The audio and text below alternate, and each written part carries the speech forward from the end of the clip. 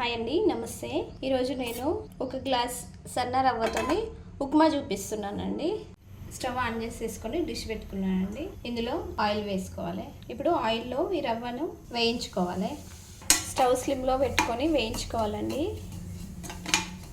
ఇలా వేయించుకున్నాక ఇది ఒక ప్లేట్లోకి తీసి పక్కకు పెట్టేసేసుకోవాలి. మళ్ళీ ఇదే డిష్ పెట్టుకొని ఇందులో ఆయిల్ వేసుకోవాలండి. దీనికి సరిపడేంత ఆయిల్ వేసుకోండి. కాకపోతే దీనికి కొంచెం ఆయిల్ ఎక్కువ పడుతుందండి. అంటే స్టార్టింగ్లోనే కొంచెం ఎక్కువ వేసుకోండి. ఎందుకనేది తర్వాత చెప్తా లాస్ట్లో. ఇప్పుడు ఆయిల్ వేడైంది కదా, ఇందులోనే ఆవాలు వేసుకోవాలి, జీలకర్ర వేసుకోవాలి. ఇప్పుడు ఇందులోనే పచ్చిమిర్చి, ఉల్లిపాయ వేసుకున్నాం. ఈ పచ్చిమిర్చి, ఉల్లిపాయ ఆయిల్లో మంచిగా ఫ్రై అవ్వాలి. ఖచ్చితంగా కొంచెం ఆయిల్ ఎక్కువనే వేసుకోవాలండి ఉప్మాలో. ఇప్పుడు ఇందులోనే కరివేపాకు వేస్తున్నాను.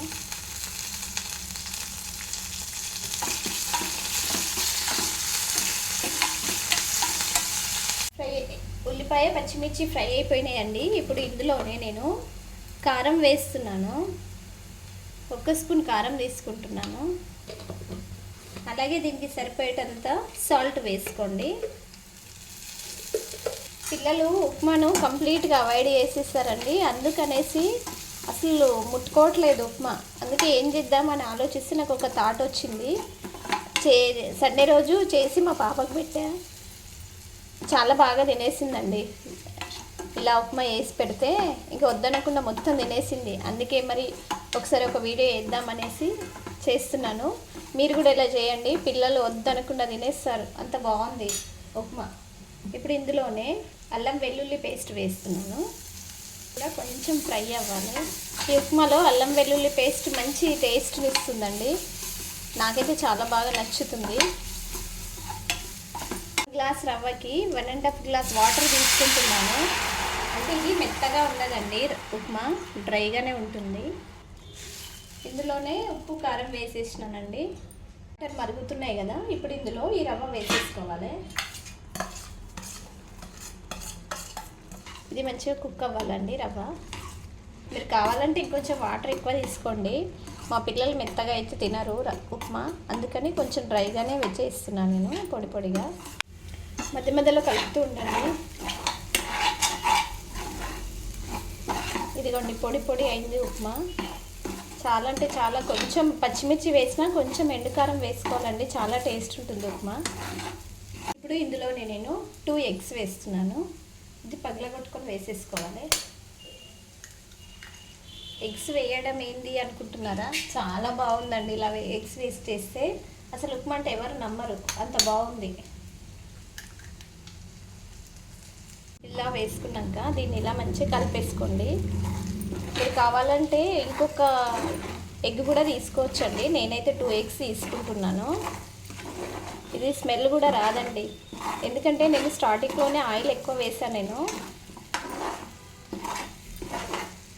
స్టార్టింగ్లో కొంచెం ఆయిల్ ఎక్కువ వేసుకుంటేను చాలా అంటే చాలా బాగుంది. పిల్లలు చాలా ఇష్టంగా తింటారండి, ఎందుకంటే పిల్లలకు ఉప్మా అంటే అస్సలే నచ్చదు. ఇలా ఒక్కసారి ట్రై చేయండి మీరు. ఒకవేళ మీకు కొంచెం గ్లాస్లో ఆయిల్ తక్కువ అనిపిస్తే కొంచెం పైనుండి వేసుకోండి.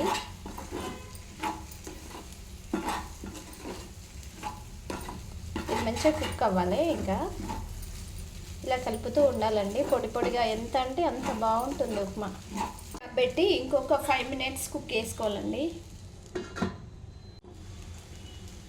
ఇదిగోండి, అసలు ఎగ్ వేసినట్టు ఎక్కడ కనిపించట్లేదు, ఎక్కడో కొంచెం కొంచెం కనిపిస్తుంది.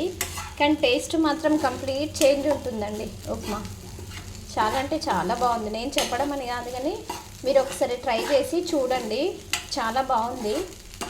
పిల్లలు కూడా బాగా ఇష్టంగా తింటారు. ఉప్మా అంటే నచ్చని వాళ్ళకి ఇలా చేసి పెడితే బాగా తింటారండి ఉప్మా. ఇదిగోండి పొడి పొడిగా, చాలా అంటే చాలా బాగుంది.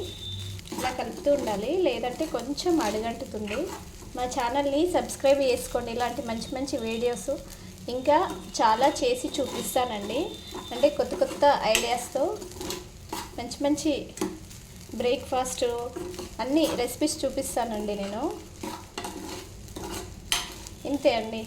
ఇంకా స్టవ్ ఆఫ్ చేసేసుకొని దీన్ని సర్వ్ చేసుకోవడమే. ఇదిగోండి ఎగ్తో చేసిన ఉప్మా అండి. చాలా అంటే చాలా వావ్ అంటారండి తిన్న వాళ్ళు ఎవరైనా. అంత అంటే అంత టేస్ట్ ఉంది, అంత బాగుంది. మీకు నచ్చుతుందని అనుకుంటున్నాను నేను. ఇంతే అండి, ఉప్మా ఎగ్ రెడీ. ఉప్మాతో ఎగ్ అండి. ఇలా ఒకసారి ట్రై చేయండి, ట్రై చేసి టేస్ట్ చేయండి. టేస్ట్ చేసిన తర్వాత మీకు ఎలా అనిపించింది, టేస్ట్ బాగుందా ఎలా ఉంది అనేసి ఒక్క కామెంట్ పెట్టండి. అదేవిధంగా నేను చేసే రెసిపీస్ అన్నీ నోటిఫికేషన్ రూపంలో రావాలి అని అంటే మా ఛానల్ తెలుగు కుకింగ్ టిప్స్ ఛానల్ని సబ్స్క్రైబ్ చేసుకోండి. తప్పకుండా సబ్స్క్రైబ్ చేసుకోండి. Thank you.